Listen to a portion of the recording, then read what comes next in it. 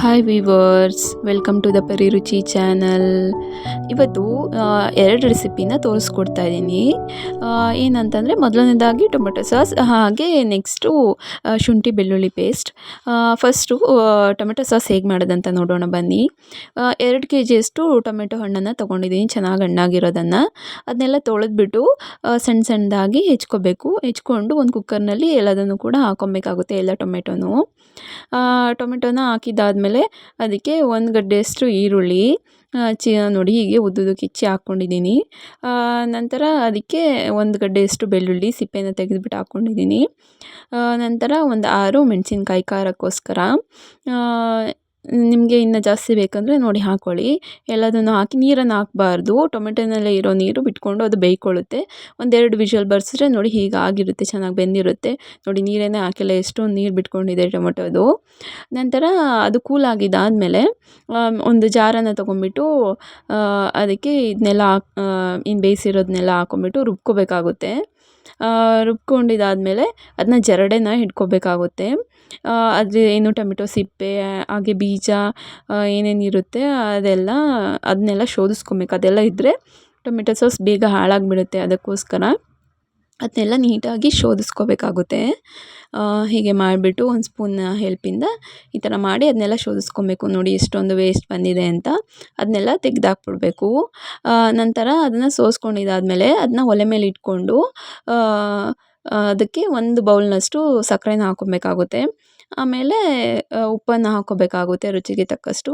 ಅಂದರೆ ಇದಕ್ಕೆ ಜಾಸ್ತಿ ಬೇಕಾಗಿಲ್ಲ, ಒಂದು ಸ್ವಲ್ಪನೇ ನೋಡಿ ಹಾಕ್ಕೊಬೇಕು. 1-2 ಸ್ಪೂನ್ ಹಾಕ್ಕೊಳ್ಳಿ ಸಾಕು 2 kg ಟೊಮೊಟೊಗೆ.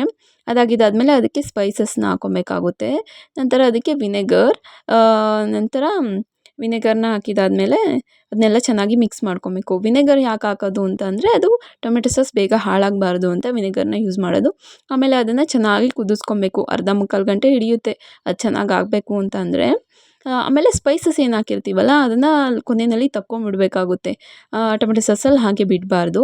ನೋಡಿ ಟೊಮೆಟೊ ಸಾಸ್ ರೆಡಿಯಾಗಿದೆ ಇಲ್ಲ ಅನ್ನೋದು ಹೇಗೆ ಗೊತ್ತಾಗುತ್ತೆ ಅಂತಂದರೆ, ಹೀಗೆ ಒಂದು ಪ್ಲೇಟ್ನಲ್ಲಿ ಹಾಕಿದಾಗ ಅದು ಜಾರಲ್ಲ, ಆವಾಗ ಅದು ನೀಟಾಗಿ ರೆಡಿಯಾಗಿದೆ ಅಂತ ಅರ್ಥ. ಆಯಿತಾ?